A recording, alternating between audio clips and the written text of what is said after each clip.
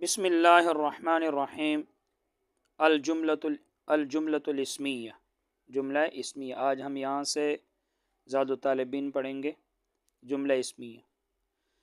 یاد رکھنا جملہ اسمیہ آپ پڑھ چکے ہو، جس کا پہلا جز اسم ہو اس کو جملہ اسمیہ کہتے ہیں۔ دوسرا جز خواہ اسم ہو یا فعل، بس پہلا جز اسم ہونا چاہیے۔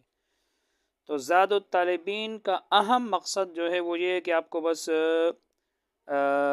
جو حدیث ہے اس کا ترجمہ آ جائے اور اس کا مختصر مطلب آپ کو سمجھ آ جائے۔ مختصر مطلب، زیادہ لمبی چوڑی تشریح کرنے کی ضرورت نہیں ہے۔ اور اس کا تیسرا اہم مقصد یہ ہے کہ آپ کو لغوی صرفی تحقیق اور نحوہ جو ہے آپ کو ترکیب آنی چاہیے، یہی اہم مقصد ہے۔ باقی اس میں لمبی چوڑی تشریحات نہیں کرنا چاہیے، وہ اگلے درجوں میں ویسے ہی آ جاتی ہے۔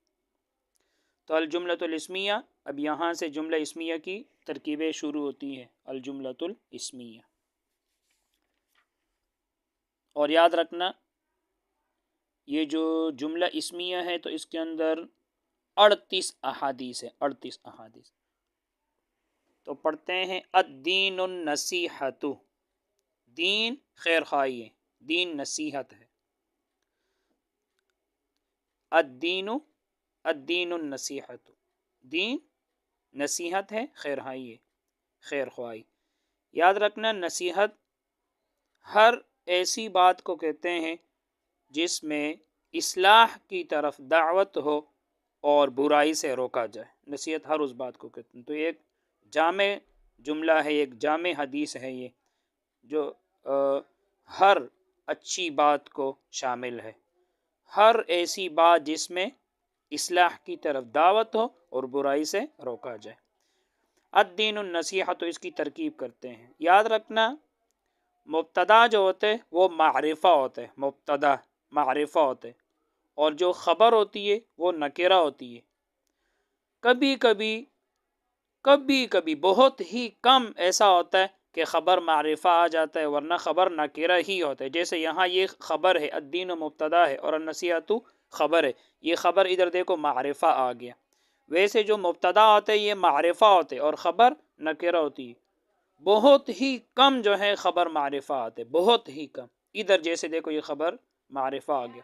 اب اس کو آپ موصوف صفت نہیں سمجھنا، جب دو معرفے اکٹھے آتے وہ ویسے موصوف صفت ہوتے ہیں، لیکن یہ موصوف صفت نہیں ہے۔ کیوں؟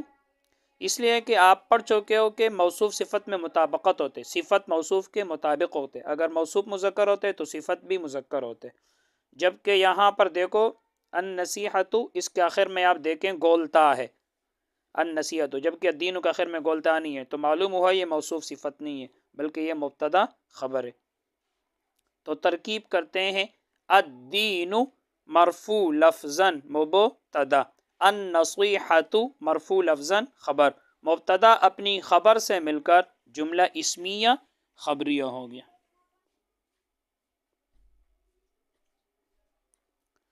الدعاء مخ العبادت، دعا کرنا، دعا جو ہے مخ العبادت، عبادت کا مغز ہے۔ الدعاء مخ العبادت، دعا عبادت کا مغز ہے۔ الدعاء یہ مصدر ہے دعا یدعو سے، دعا کرنا۔ مخ یہ مغز کو کہتے ہیں، دماغ کو کہتے ہیں، ہر چیز کا خالص، ہر چیز کا خالص۔ دعا عبادت کا مغز ہے۔ بھئی عبادت میں اصل کیا ہوتا ہے؟ تذلل اور اظہار عاجزی، کہ بندہ عاجزی ظاہر کرتا ہے، اور دعا میں یہ پایا جاتا ہے، کیونکہ جب انسان دعا مانگتا ہے تو عاجزی کے ساتھ اللہ سے مانگتا ہے، تو اس لیے کہتے ہیں دعا عبادت کا مغز ہے، کیونکہ عبادت میں تذلل ہوتا ہے، عاجزی ظاہر کرتا ہے، بندہ اللہ تعالیٰ کی بندگی کرتا ہے اور اظہار عاجزی کرتا ہے، اور دعا میں بھی یہی ہوتا ہے کہ بندہ عاجزی کے ساتھ اللہ تعالیٰ سے مانگتا ہے، اس لیے کہتے ہیں دعا عبادت کا مغز ہے۔ تو ہر عبادت کے بعد دعا مانگنا چاہیے۔ ترکیب کرتے ہیں الدعاء مرفوع لفظاً مبتدا، یہ جتنے بھی ہیں یہ پہلا جو ہے یہ مبتدا بنتا ہے۔ یہ جملہ اسمیہ ہے، جو اسم سے شروع ہوتے ہیں تو پہلے کو آپ مبتدا بنانا ہے اور پھر آگے اس کے لیے خبر۔ الدعاء مرفوع لفظاً مبتدا، مخ العبادتی، یاد رکھنا میں جب بھی دو اسم آ جائیں، پہلے پر الف لام نہ ہو دوسرے پر الف لام ہو، تو یہ آپس میں مضاف مضاف الیہ بنتے ہیں۔ تو مخ مرفوع لفظاً مضاف، مرفوع کیوں؟ کیونکہ یہ خبر بنے گا، لفظاً کیوں؟ کیونکہ لفظوں میں اس کے اوپر پیش آ رہے۔ مخ مرفوع لفظاً مضاف، العبادتی مجرور لفظاً، مجرور کیوں؟ کیونکہ یہ مضاف الیہ ہے، اور مضاف الیہ کیا ہوتا ہے؟ مجرور ہوتا ہے۔ لفظاً کیوں؟ کیونکہ لفظوں میں عبادتی تا کے نیچے زیر کا تلفظ ہو رہے، تب مضاف مضاف الیہ مل کر خبر۔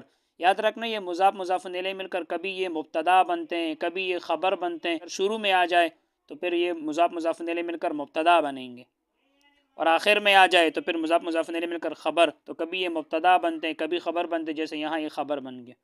تو مبتدا اپنی خبر سے مل کر جملہ اسمیہ خبریہ۔ مخن مغز کو کہتے ہیں، اس کی جمع مخاخن آتی ہے، مخاخن۔ آگے بڑھتے ہیں، المجالس بالامانتی، مجلسیں امانت کے ساتھ، مجلسیں امانت کے ساتھ۔ کیا معنی؟ مطلب کیا ہے؟ یعنی مجلس کی جو باتیں ہیں، مجلس کے جو افعال ہے، جو راز کی باتیں ہیں، وہ کسی کو ظاہر نہیں کرنا چاہیے، یہ مطلب ہے۔ مجلس میں جو باتیں ہو جائے راز کے، یا کوئی کام ہو جائے تو وہ آگے کسی کو نہیں بتانا چاہیے، یہ مطلب ہے۔ المجالس بالامانتی، مجلس امانت کے ساتھ۔ مجالس مجلس کی جمع ہے، اس میں ظرف ہے، بیٹھنے کی جگہ۔ تو مجالس جلس یجلس باب ضرب سے، اس میں ظرف ہے۔ مجالس کس کی جمع ہے؟ مجلس کی، اور مجلس کیا ہے؟ اس میں ظرف کا صیغہ ہے، باب ضرب یضرب سے۔ المجالس بالامانت، تو ترکیب کرتے ہیں، المجالس مرفوع لفظاً مبتدا، با جارہ امانتی مجرور لفظاً، مجرور کیوں؟ کیونکہ اس میں با حرف جر داخل ہے اور با جر دیتے، جار مجرور مل کر متعلق ثابتۃ اس میں فاعل کے، ثابتۃ اس لیے نکالیں گے کیونکہ المجالس جو مبتدا ہے یہ جمع ہے، اور جمع غیر ذوی العقول واحد مؤنث کے حکم میں ہوتی ہے، تو اس لیے آگے خبر میں بھی ثابتۃ نکالیں گے۔ تو ثابتۃ اس میں فاعل، اس کے اندر ہی ضمیر مرفوع محلاً اس کا فاعل، اور ہی ضمیر پھر المجالس کی طرف لوٹے گی۔ ثابتۃ اس میں فاعل، اس کے اندر ہی ضمیر مرفوع محلاً اس کا فاعل، اب اس میں فاعل اپنے فاعل اور متعلق سے مل کر شیبہ جملہ ہو کر خبر، اور المجالس مبتدا ہے، مبتدا اپنی خبر سے مل کر جملہ اسمیہ خبریہ۔ میں نے آپ کو بتایا تھا کہ یہ جو جار مجرور آتے ہیں یہ 8 چیزوں کے ساتھ تعلق چاہتے ہیں، فعل کے ساتھ، مصدر کے ساتھ، اس میں فاعل کے ساتھ، اس میں مفعول کے ساتھ، صفت مشبہ کے ساتھ، اس میں تفضیل کے ساتھ، مبالغہ کے صیغوں کے ساتھ، اسماء افعال کے ساتھ۔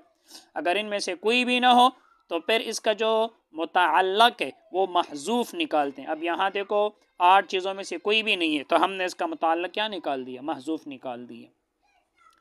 آگے پڑھتے ہیں، الحیاء شعبۃ من الایمان، حیا ایک شعبہ ہے، ایک شاخ ہے، من الایمان ایمان میں سے۔ حیا ایمان کا ایک شاخ ہے، ایک شعبہ ہے۔